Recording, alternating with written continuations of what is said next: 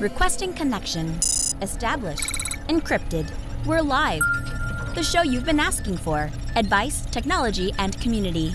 Linux first, all others second. This is Ask Noah.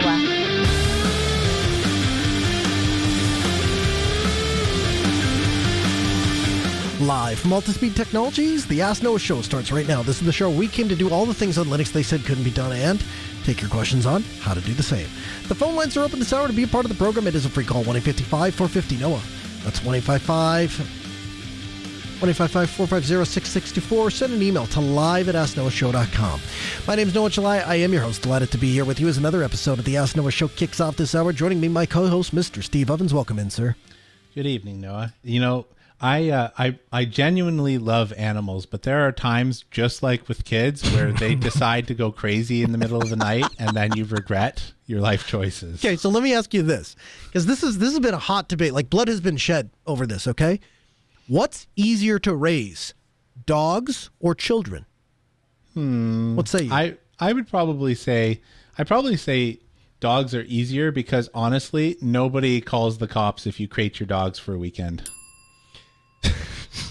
Not the answer I was thinking, but yes, electric shock collars, spray shock collars, and caging are all things that are available for dogs that are not available for humans. I agree.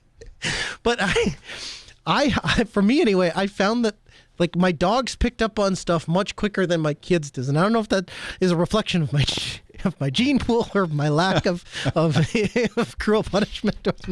I'm so distracted now by thinking of my kids in dog cages. Hey, listen, it's bedtime, but my arm hurts. Listen, you want the dog cage? Okay, we're going to bed. Might be more effective than I originally gave it thought. You never know. All right. You ready to do some feedback? Let's do it. Our first email comes in from Steve. Steve writes in and says, "Hey guys, I'm sure many of your listeners, do quite a bit of self-hosting and personal data. Things like OwnCloud, Nextcloud, file shares, and other applications. My wife and I use these resources to store a lot of important data that we would hate to lose. I've been thinking lately about what would happen should I meet an untimely demise. No plans for that, but stuff happens. In that event, my wife does not have the technical knowledge to keep the servers and services running, and at some point, stuff I maintain would surely fall down. Nor do I have any family members or close friends that'd be able to do much either. What can I do to provide a way for my wife or others to be able to access important data should I not be around, and the services that are currently running that have failed? You need a way to store a backup of the data such that certain people with general but not advanced computer skills, using any standard computer, running any standard OS, could get to the data, but also in such a way that the data is secure and not accessible to any unauthorized person. In such a way that accessing the data does not rely on infrastructure that only I know how to maintain. I figure you guys must have thought through these kinds of things before and wondered if you have some suggestions. Thanks, Steve. So I want to start here. Steve, have you put any thought into this with your family or your wife? And if so, what does the plan look like at the Evans household? Well, so I guess before I answer that, I just wanted to address something that the writer says. Essentially, I'll paraphrase, but how do I make this secure, but not so secure so that somebody from the outside, like some unauthorized person, can't get in, but my basically non-technical spouse or other can do it? And this is the thing that we have been arguing for a very long time. This argument has come out from the government when the government says we need a backdoor. Mm-hmm. And the technical people say you can't have a backdoor. If you have, it's one thing or the other. You're secure or you're easy to access, because if you're easy to access, then somebody who comes sniffing around can also find, if you leave a key at your front door hanging off a string, it's real easy to get into the house if you lose your string, like the key on your keychain. But it's also real easy for anybody who decides to even try and look to also find the key on the string and just unlock your door. So you can't really have both. The closest that you might get is like an encryption with a password, and maybe that is enough. But getting back to the question at hand, honestly, we don't really have a good plan for that. The data, such as it is, that's important to us, does live on a computer that any of my friends who could actually drive and physically reset passwords on a computer would be able to help them with. Aside from that, the only real critical functionality in the house, even though we've got, I don't know, I must have 30 or 40 active VNs at any given time running various services, but the only one that's actually critical is Home Assistant, and it's not really practical to hand off your automation to someone else to manage. Right? What? Well, I thought you had it dialed into just a few things now, Steve. I thought you had like a handful of Node-RED things that were firing and everything was working. No?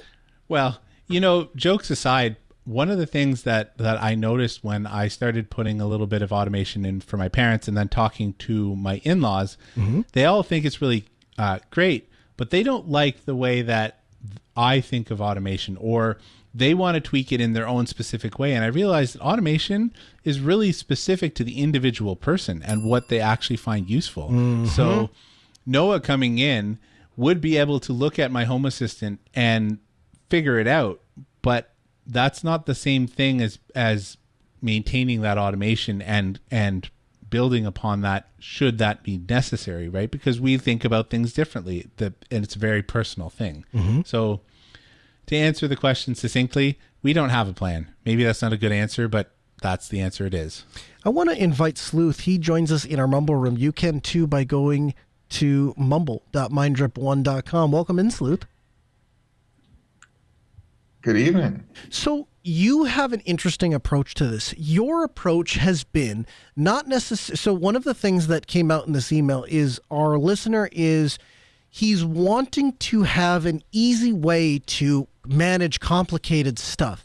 Now, this isn't an end-all, be-all for a couple of reasons, and maybe there's some opportunity for growth in this method, but you've been working on a way, yet leveraging this idea of code as infrastructure to make your code reproducible so that anybody, if they can follow a basic instruction set, can recreate what you've had. Could you tell me a little bit about how you got, first of all, what is code as infrastructure, and how are you using that or plan to use that for continuity? So infrastructure as code is where you use some tools on a local workstation or on like a GitHub or a GitLab or something like that. But the idea is I write a bunch of config files and templates and lists of instructions for a program to follow. And that program will then go out and take a server, take a API, in the case of like a cloud provider, and will build your infrastructure. And the idea with that is it will be the same every time you run it. So if I run it today, it'll generate the same thing that it'll generate a week, a month, a year from now. And obviously, everybody thinks that, oh, it's a silver bullet. It's not. It's a tool, and you have to use the tool correctly. So in order for what I built today to work a year from now, I have to do version locking. I have to really think ahead and make sure that all the pieces are the same and that they will be consistent between now and later. So it's an evolving system. It's not a set it and forget kind of system, but it does give you, I think, better visibility into how your systems are deployed and how they're managed so that you don't end up with snowflakes. So, Steve, I wanted to kind of circle back to you a little bit. I understand, you obviously come in all the time and watch what has been done before you. And so I would imagine, I'm just for the purpose of our discussion, let's just say automation and or scripts. Doesn't really matter if we're talking about Terraform or Ansible or Bash scripts or a series of steps that run, whatever it is that a viable way? Is reproducibility a viable way for business continuity, or are there some stumbling blocks in that approach, and is there maybe some opportunity for growth? Well, let's split a hair there. You said business continuity. That assumes that you have employees that are going to pick up and are being paid to manage an environment. Okay, I'll choose a different term. Critical path continuity. That will apply to, my wife. So what it does allow you to do is it allows somebody to stand up a GitLab or a Nextcloud or Jellyfin or whatever to the exact specifications that you have provided, right? As assuming, of course, that it can configure all of the bits, that it can do that via the command line or an API, as opposed to, like, there are some applications out there you can deploy them via infrastructure as code or CI/CD or whatever, but then the options have to be set in the UI because they don't expose that functionality. Like, let's assume that you can do everything from the beginning to end via some level of command line so that you can script it out. What that does is it allows you to build the thing in the way that the author who wrote all of these scripts intended. That doesn't necessarily mean that you're able to run the services or maintain them or fix problems, right? It gives you a button to redeploy to get you back to a state that was last documented. And it is a good thing, right? You should do this if you have the facility to do that. What it doesn't do is allow somebody to come behind and actually figure out what's happening.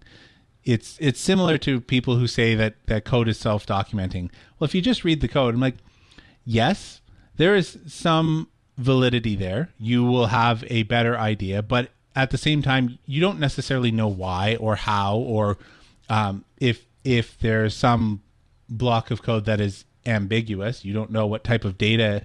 Is there more than one type of data coming in, and what do those look like? Like, there's a bunch of stuff that self-documenting code doesn't help you with, just like infrastructure as code. Infrastructure as code is about reproducibility and the ability to stand things back up in a relatively timely manner, and like Sleuth said, helps with no snowflakes. It doesn't help you understand things. What it does, I have seen this time and time again, automation allows knowledge of a thing to crumble. And so because an automation just hums away in the background and does a thing, it allows the people who are in charge of the end result to let that knowledge kind of rust. And that, I've seen that at clients. I've experienced it here at home. It's a real danger. So it's not, like Sleuth said, it's not a silver bullet. You should absolutely do this. Okay. I want to be as unambiguous as possible. Do this, but it is not going to save you. It's not going to make your stuff maintainable by somebody else necessarily. Is there some validity to the idea that if you're setting everything up, the container, the operating system, the environmental variables, the libraries, the versioning, all of that is reproducible from scratch, that I'm treating it almost like a point-in-time snapshot of, I can't tell you that the next version of, Node.js is going to work. I can't tell you that the next version of Apache is going to work, but this specific version, this specific thing, this specific snapshot in time, in theory, should be reproducible today, tomorrow, next month, next year, whatever. As long as these files exist, as long as this script is run, as long as you're targeting this system, you will be able to reproduce X. Is that a valid approach? It is. And you know what? All of those Nix people out there are going to love this next statement.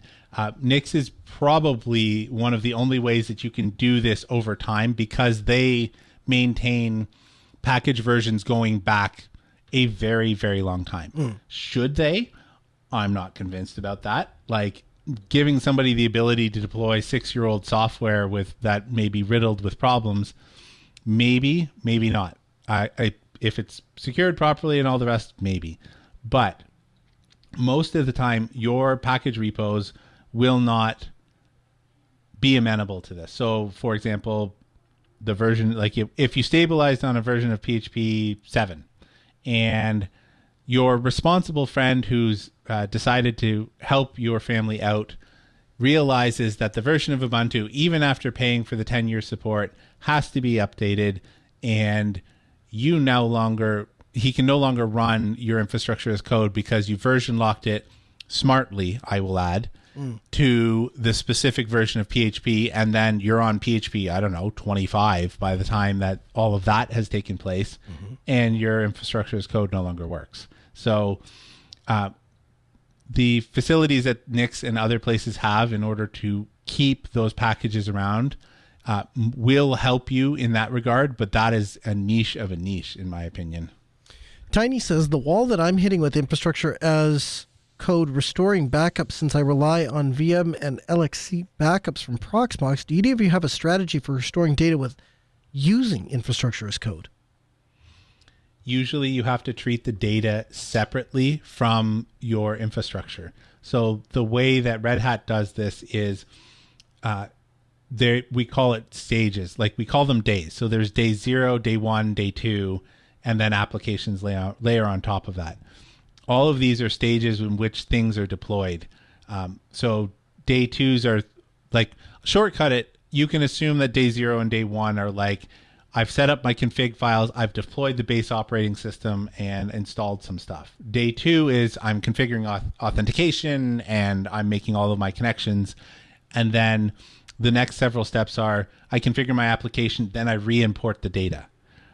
That is the way infrastructure as code should work in best case scenario. The code and the infrastructure is divorced from the actual data itself. And if you can't do that, you have that struggle where you rebuild your infrastructure and then somehow have to get the data back to a consistent state. Could you talk a little bit, Sleuth, about, is this kind of an opening set of ideas for you to start down the process of we'll call it continuity, or do you feel like you have this dialed in to where you're like, yep, I'm handing this off. If something happens to me, parent/friend are set? So I think this is a good starting point. One of the discussions that we had before the show, we got into how having a techie friend was really helpful. And I would say that my infrastructure is to a point where maybe 1 or 2 people might be able to manage it for me. I won't say it's going to be an easy job for them, but I think they're definitely in a better spot now than where they would have been if I would have handed it off to them a month or 2 ago. With having this infrastructure as code means that any of my virtual machines can kick the bucket or be deleted or whatever, it doesn't matter. And they can just push one button and boom, the virtual machine will be stood back up and reconfigured and all the services will be running. That's great, but I have not mastered the whole data separation thing yet. I have all my stuff running over NFS, so that's helpful. Whereas the data is stored, to give a little bit of visibility into how my system works, I have a server that runs Proxmox that has 2 different data pools in ZFS. One is a hard drive pool, which stores, movies, videos, and, photos, that kind of thing. And then the other pool is for databases and so on, and that's on SSDs. And both of those are exposed over NFS. I will admit NFS is not a perfect solution for this, but it does seem to be working in my use case. So everything's mounted over NFS, which gives me the data separation, but the whole life cycle of how the data is handled is not finished yet. Backups and so on are going to follow in the next couple of days for me, and getting that done is going to be easy because I already have existing stuff. I just have to plumb it in. But as far as data separation and backup is concerned, I would say putting your data on a backup solution that you then give somebody, like, for example, for me, I would teach my family how to access the backed up data. And so in the case of photos and so on, it would be as simple as them opening the application that handles the backups, and it will pull not from my server, but from the backups that I'm using. So it will pull that. And so that's completely putting me out of the scenario entirely. And so they could just open it up and click on a folder and hit download, and they could have all the photos. Very good. Well, Steve, the listener, Steve, What I would tell you is the way that we've handled this in our house, we get it down to the simplest, most basic form possible. And so we get it down to where we say, hey, my wife knows, she doesn't understand all of the virtual infrastructure and the storage infrastructure and the network shares and all of that. What she does understand is, where do I go to get the drives? How do I get those drives out of the storage server? How do I get them into something else like my laptop? How am I able to connect to it? And how am I able to import that ZFS pool so I can get access to the pictures, the videos, the stuff that you had? That's what I would suggest you do. Start from the basics, work your way up. If there's some technical comfortability in there, then take them further. But if you find that they're not comfortable with it and that it's really, you're just trying to get the bottom line done, well, start with what you can do well.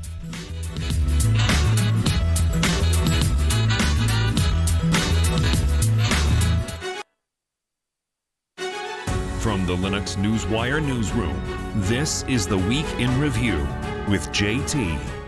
For the week of October 20th, 2024, here's the Linux and open source news. Solus 4.6 has been released. SysVNet 3.11 is out. Calibre 7.20 is now available. Ardor 8.10 is out. Wine 9.20 has been released. The Riser file system is expected to be removed with Linux 6.13. And RHEL-AI 1.2 brings AMD ROCm support. In open source security news, North Korean hackers use newly discovered Linux malware to raid ATMs. Hackers exploit a round queue mail flaw to steal emails and credentials, and a critical use after free bug in Firebox has been reported and is being used in the wild.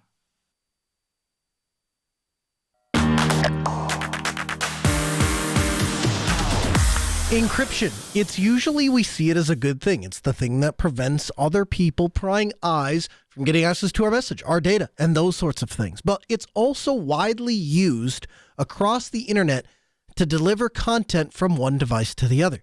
Steve, you have had an opportunity to really dig into the technical underbelly of Widevine encryption.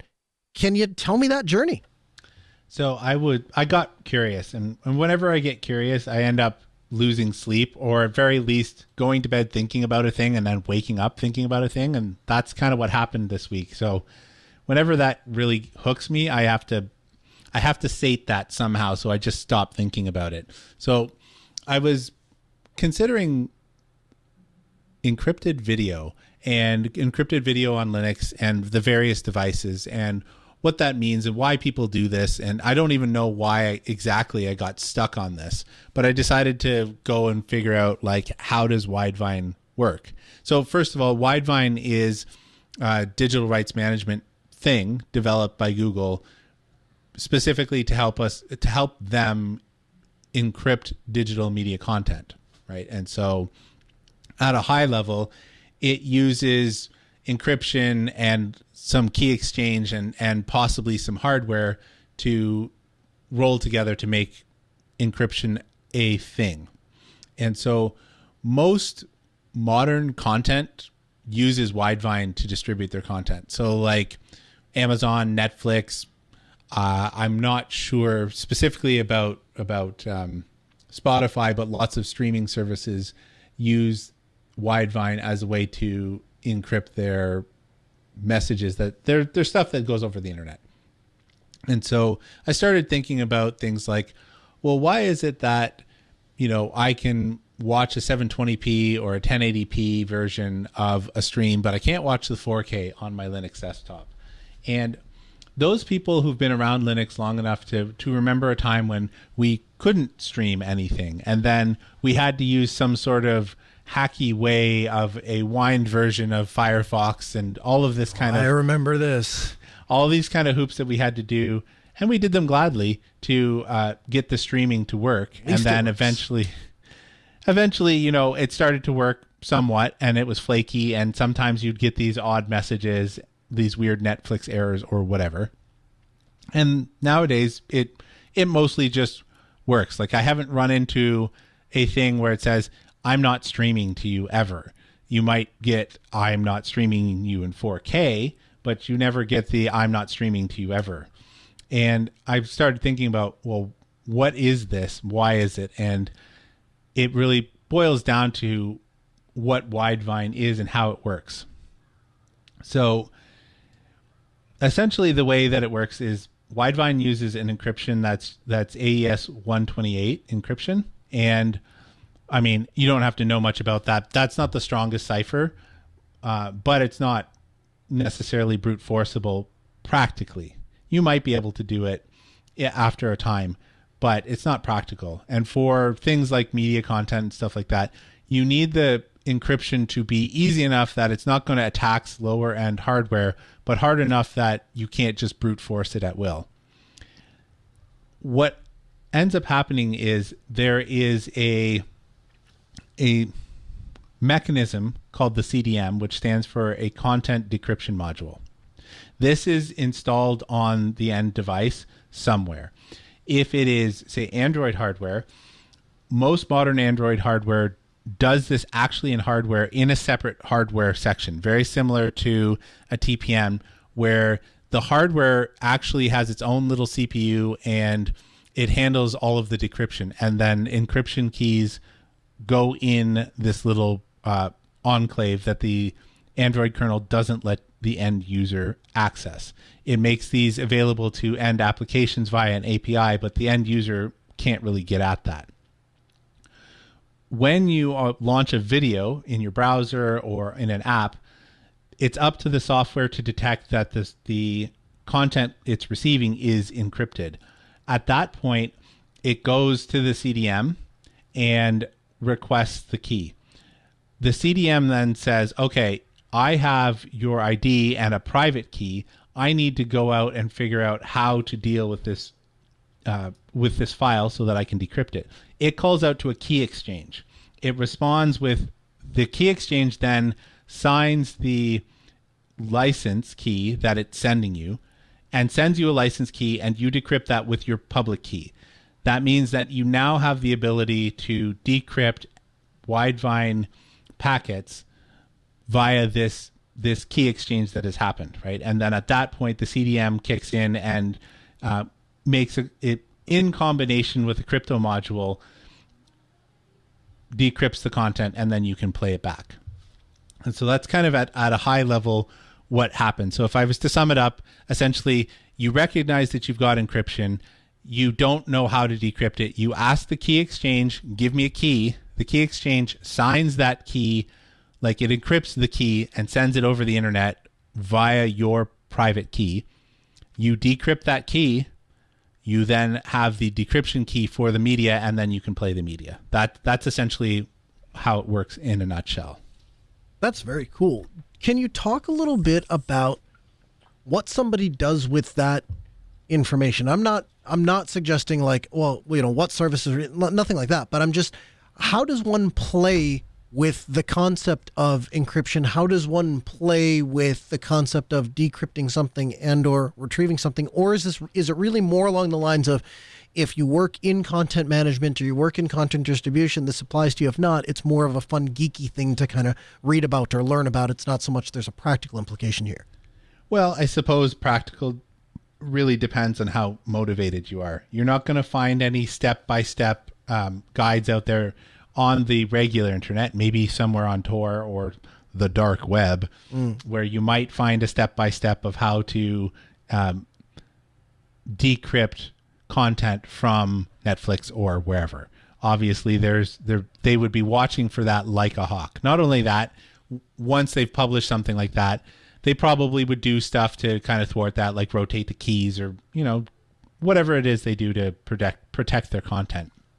So there is a level, if you're interested in cryptography or, you know, you're interested in that sort of stuff, there's definitely a practical side where you can go and learn how this stuff works and get a better understanding just in general of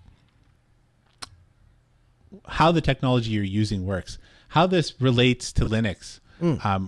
This is where my curiosity was piqued, because when you read this process, and the process itself is not a secret, the implementation details tend to be a secret, but the general idea of like, it'll take you 10 minutes to go search around to find an actual legitimate source that will tell you in general what I just relayed to you. It's not secret, right? We're not breaking any user agreements or anything like that just by talking about how the encryption works at a general phase. How this applies to Linux is that there are different security levels inside of Widevine. So L1, L2, and L3. Generally speaking, L2 is just not used. I wasn't really able to understand why exactly, but the ones that are mostly used are L1 and L3. L3 is a software-based encryption.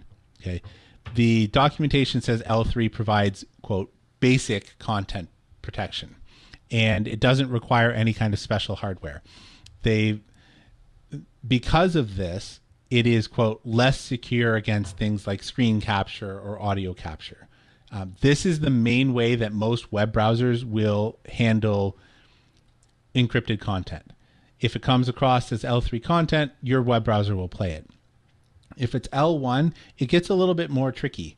And part of that is because you need to have, according to the specification, L1 should be supported by hardware.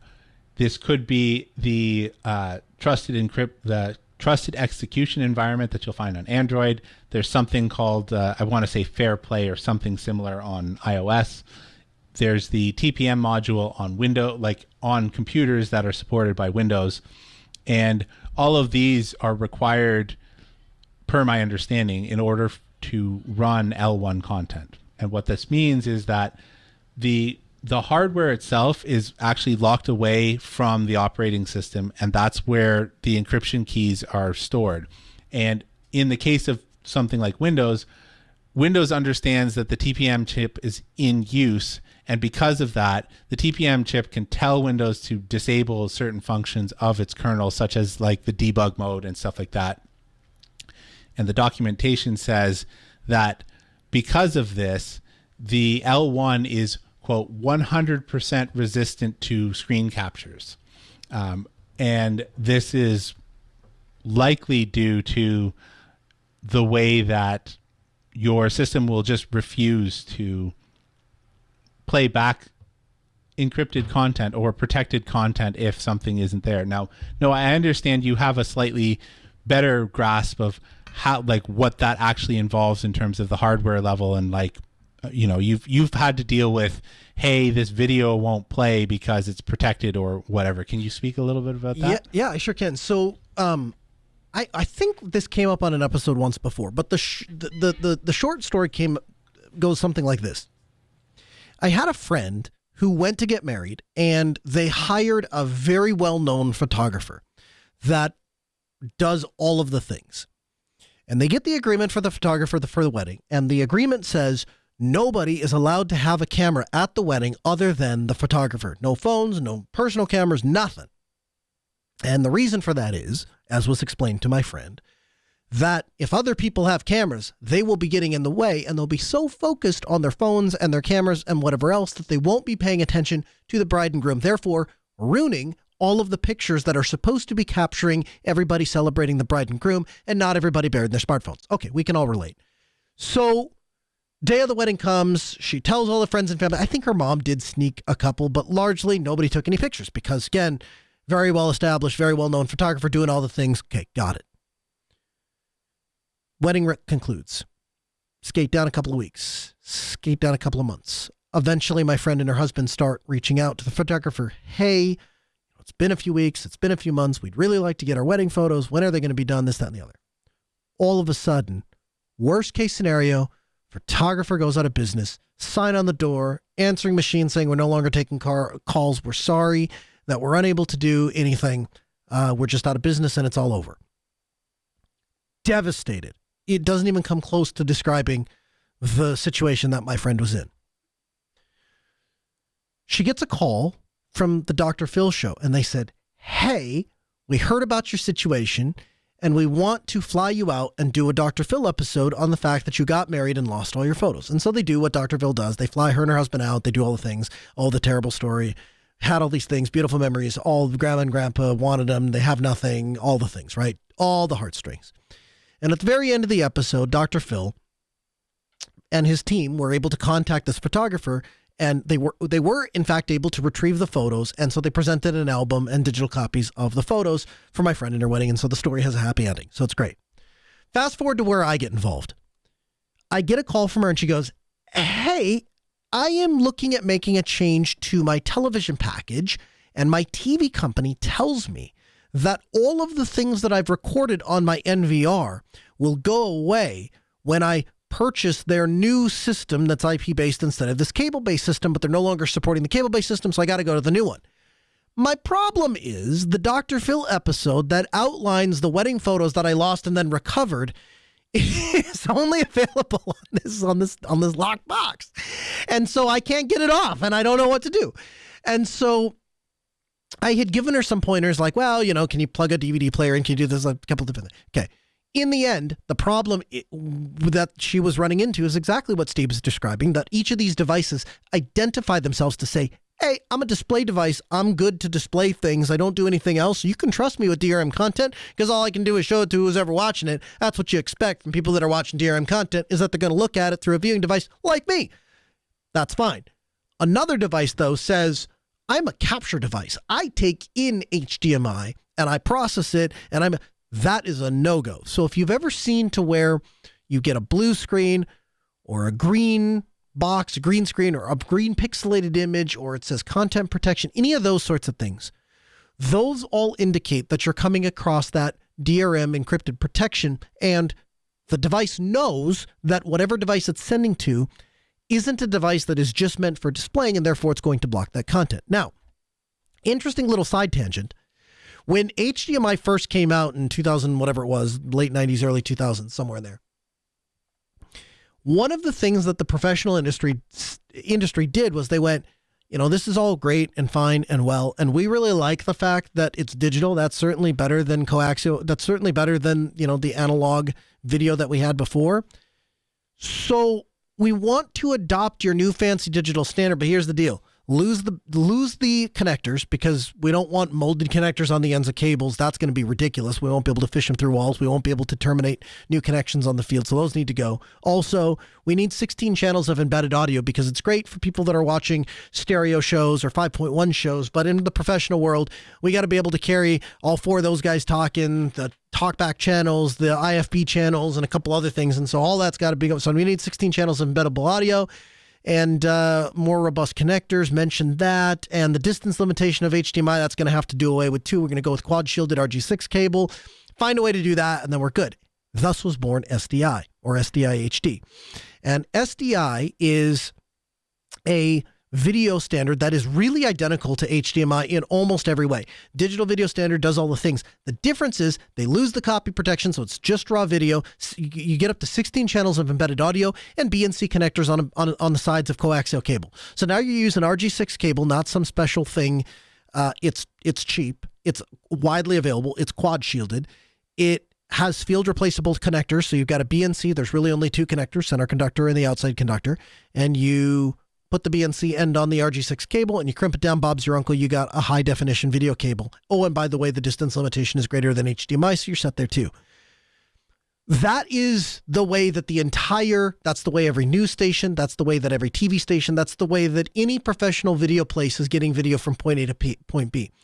Above and beyond that, we are starting to move into what's known as NDI, or network. It's a network version of SDI. It's a low latency, high definition network protocol for carrying video. And indeed, there is a plugin that will allow you to use NDI with OBS.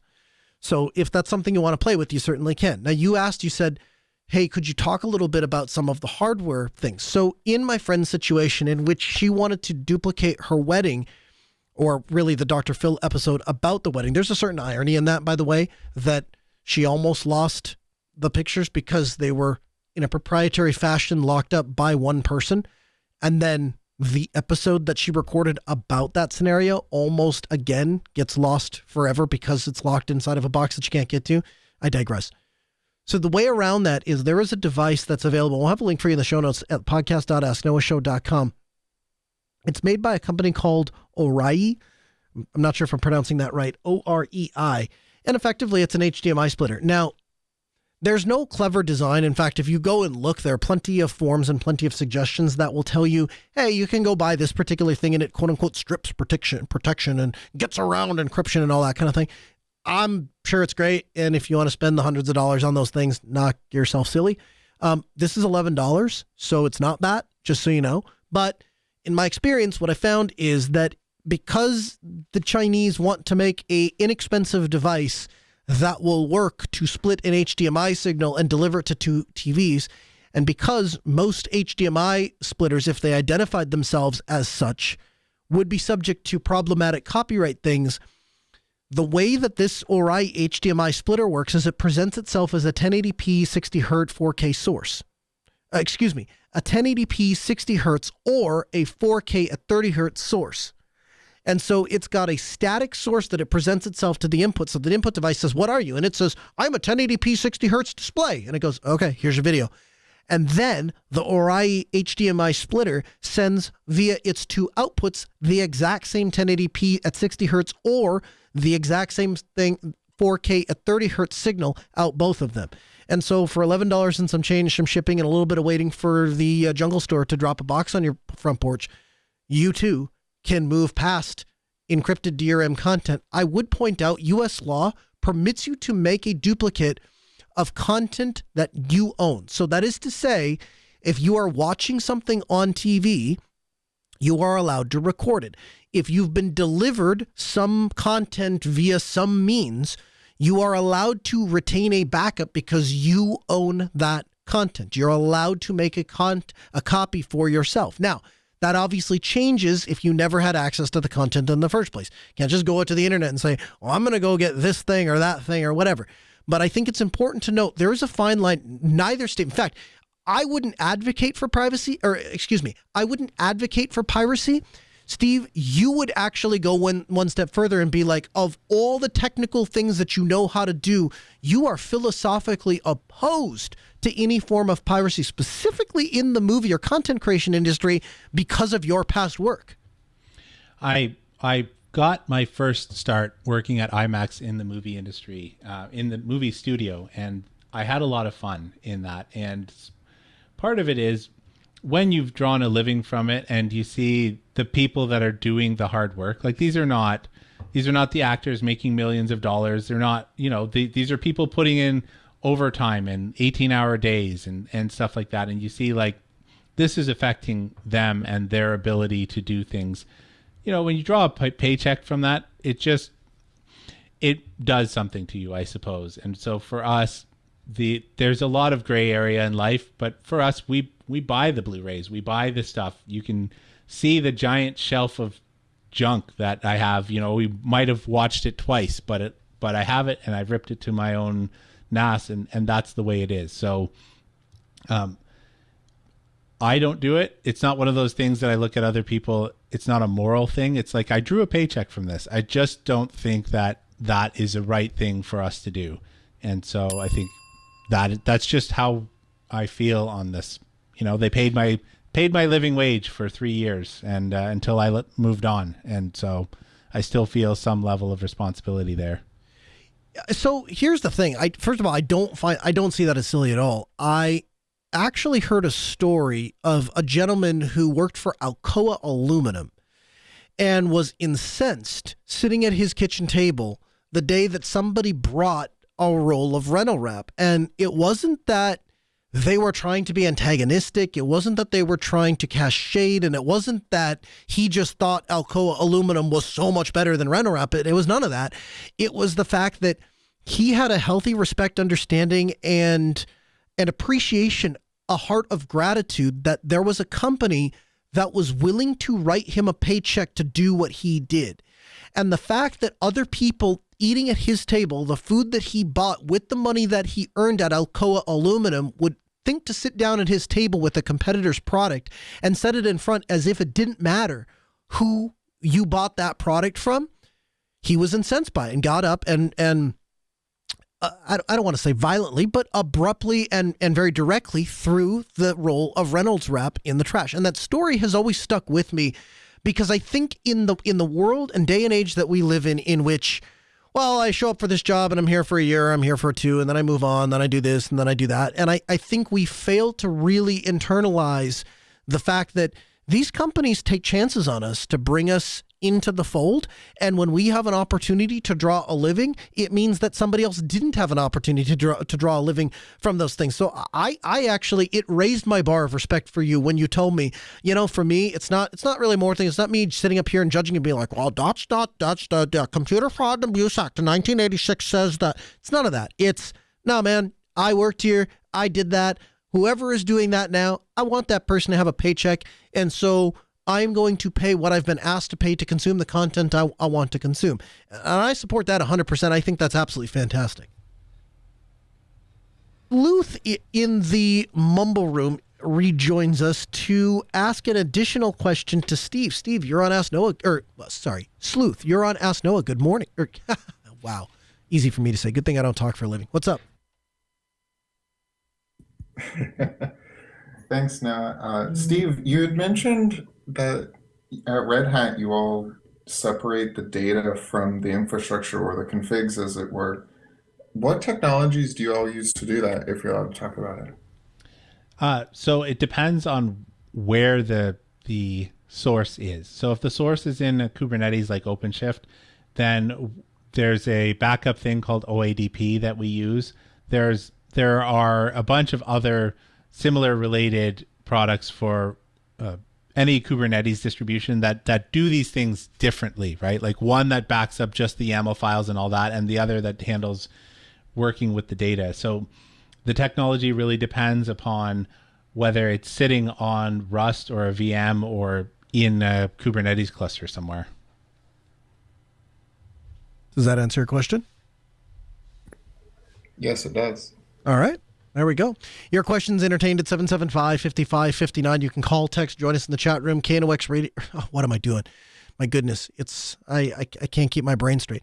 Join us in the chat room, geeklab:linuxdelta.com or asknoahshow.com.